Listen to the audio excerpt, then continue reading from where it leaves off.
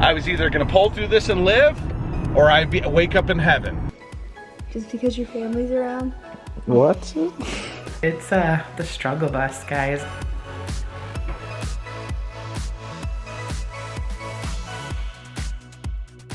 Hey guys, it is Monday afternoon, 12 o'clock, and I don't have a tripod for my camera here because I'm in Carl's car. It is 43, overcast, so I just wanted to kind of give you an update, drop some mail off post office, taking Carly's car in to get it checked, check engine lights on for some odd reason, pick up her title, probably go get a license plate, take care of some pills for my dad and some bills for my mom. Still in the hospital. It's actually over 2 weeks since she's been in, and what's been going on is obviously with the stage 4 lung cancer, her lung keeps filling up with liquid, so it's kind of a rinse and repeat. I may have already told you this too, of going in and out. Well, the problem is now is with everything that's going on in the real world, I'm a little nervous in the fact that, you know, sending her home, she might not get back in. So they haven't released her yet. You know, there's been little complications here and there of trying to get her home.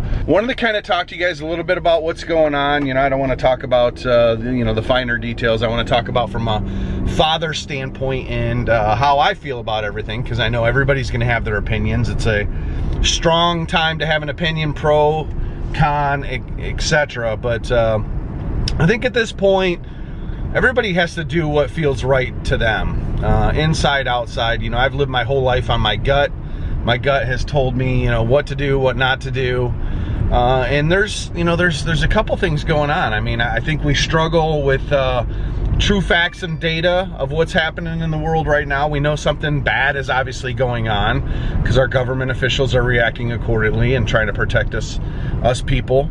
We are selfish individuals, all of us are at one point. We all want to protect ourselves. We're not quite as loving, as giving as maybe civilization used to be, and I don't even know if it was back before I was born. So there's a couple things that are going on here. Obviously the virus, and then, you know, the economy, and, you know, if we shut everything down, what happens?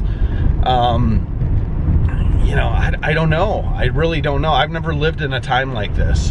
Do I think we're amped up? Possibly. I think, are we being, you know, over precautious? I don't know. Maybe, maybe not. Maybe it's a good thing. But as a father, you know, I try to take the precautionary stuff, still try to do as many things as I can within what, you know, the leadership's telling us to do. Washing my hands, I try to touch on my face, obviously. Washing my hands all the time, you know, being a little more observant of my space with people. This thing's an amped up flu. Am I taking it seriously? Absolutely. But the sky's not falling yet, right? So here are the things that help me out, is my faith. Faith is, you know, I miss a lot of church, but I do believe in God. I do have my faith, and my faith gets me through. I mean, fear's something that's scary. And the fact is, you know, my faith teaches me that, you know, I'm being protected. And if things are going to happen, they're going to happen, and my faith is going to help me through that. So that's one. Also, too, just a point, when my mom originally was diagnosed with cancer, talking to the physician, his words were, actually, believe it or not, people of faith tend to come out, and this is based on his experience. There's no proven data here, so don't flip out, all you guys. But based on his experience, which is many, many years of being a physician, people of faith tend to react to chemo and knock cancer more than those who don't, because they believe that you know, obviously there's a bigger being, and it's just a positive reinforcement of, I'm gonna be okay.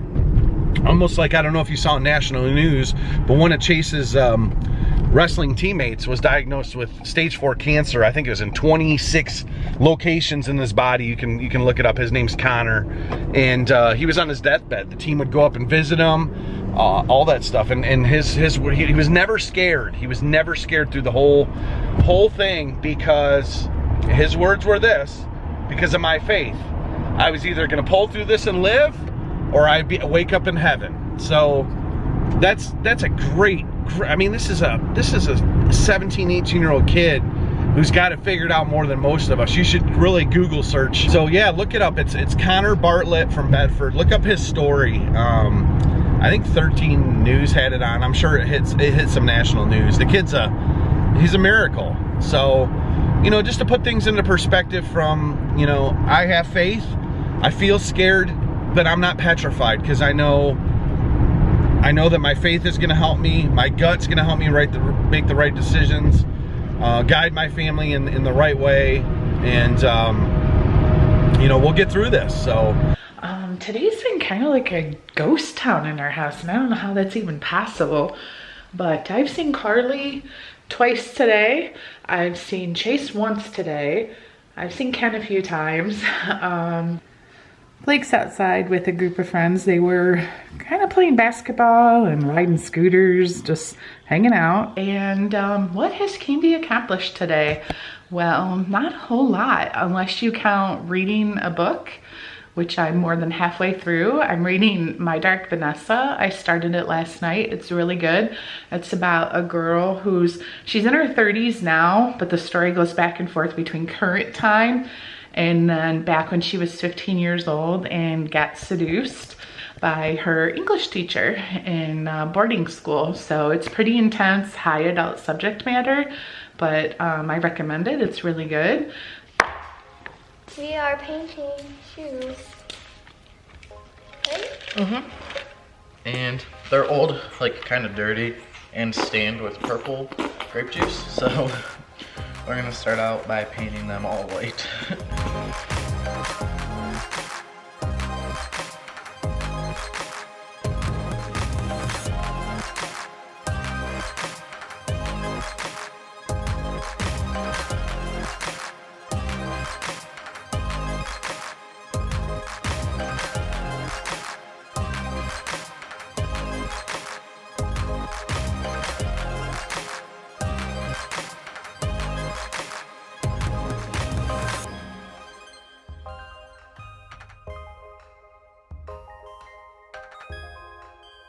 So we finished this one. So we ran out of rubbing alcohol. We weren't able to get any more rubbing alcohol from anywhere because it's all sold out. And people are just talking behind me. And and since the rubbing alcohol we didn't have any more, we tried to do acetone nail polish remover, but it didn't work. It actually kind of made them a little worse. What did work was one of the 4 cans of Lysol spray that I bought off of eBay a while ago. No, why did I buy it? Because It was like a month ago and you knew we were gonna need yeah, it. I knew we were gonna need it. And we got a good, Just chilling with the doggos. got a good boy. And we just got done watching about an hour's worth Of throwback videos. We have those random. You are a terrible vlogger, Chase. Yeah, I'm trying to flip the camera. That's why. Sir. What? Sir, yes, sir. And I made these shoes, just letting you know. And yeah. You made them? Actually, this one.